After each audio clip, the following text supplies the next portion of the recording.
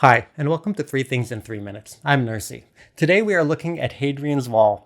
From Garphill Games, it plays 1 to 6 players and plays in about an hour. What it's about, Hadrian's Wall is a flip and write game where players develop ancient Roman towns while building a wall to fend off the Picts of England. Now each round, players will choose 2 general cards. One will create a path for the endgame scoring, while the other one, along with a shared fate card, will determine the resources for that round. Then players will use these resources, either workers or a generic resource, to fill in boxes on their sheet to build the wall, expand their city, or build new buildings and create engines. Many of those will give bonuses of resources or other track advancements that will create some chained actions. Now at the end of each round, players will either gain glory points for fending off waves of randomly drawn Pict invaders, or get negative disdain points for failing to do so. After 6 rounds, players will score for their tracks, path cards, and disdain. What I like, Hadrian's Wall is a complex, strategic, and open-ended entry into the growing genre of flip and write games. Now it allows many paths to victory depending on how you build your track, and manages to convey a good sense of building a thriving city based on the tracks in which you invest.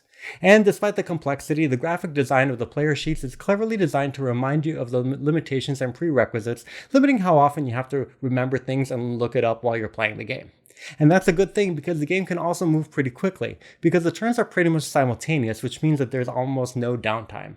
And the game uses multi-purpose cards to great effect. The Fate deck and each of the player's general decks have multiple functions on each card, which also makes setup and teardown of the game a breeze. Now, points to consider. The simultaneous play and the fact that you're usually just spending your own resources means that the game often feels like multiplayer solitaire.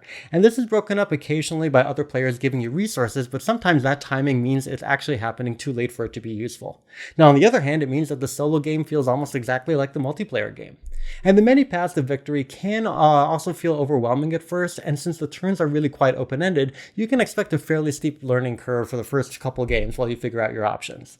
And the sheets do look really busy at first and make it hard to see exactly what you need while you're learning the game. And also because chaining the actions is important in the game, your timing of these actions is critical. And since filling in the boxes also covers up the rewards, it can make it hard to undo your actions. So you may want a pencil and eraser instead of a pen just in case, at least the first few times. So in summary, it is a civ building flip and write game that ups the strategy and complexity of the genre with player sheets that are both functional and initially daunting. The game has fast setup and gameplay thanks to multi-use cards and simultaneous play, though it does feel like solitaire most of the time. And the game does a great job of creating a sense of engine building, although the chaining of the actions into your engine has a pretty steep learning curve. Thank you so much for watching. Please make sure you like and share this video and you subscribe to the channel. Thanks.